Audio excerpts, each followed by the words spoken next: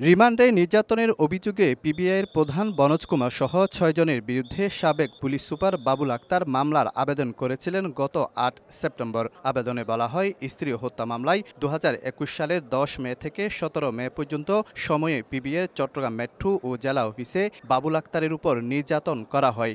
স্ত্রী হত্যার ঘটনায় মিথ্যা স্বীকারোক্তি দিতে করা হয় বাবুল আক্তারের সঙ্গে নিষ্ঠুর আচরণ। আবেদনটি গ্রহণ করে আদেশের অপেক্ষায় রাখেন আদালত। রোববার মহানগর দায়রা জজ ডক্টর জেবুন্নিসার আদালত দীর্ঘ আদেশে বলেন, মৃত্যু হত্যা মামলায় যেহেতু চার্জশিট হয়ে গেছে, তাই আবেদনটি আমলে নেয়ার কোনো যৌক্তিকতা না থাকায় খারিজ করা হলো। ওনাকে রিমান্ডে নিয়ে গেছে বারবার, উনি 164-এর জন্য এনেছে। কোনো সময় কিন্তু তিনি কোর্টের নজরে আনে নাই যে ওনাকে নির্যাতন করা হয়েছে, তাকে মারধর করা হয়েছে।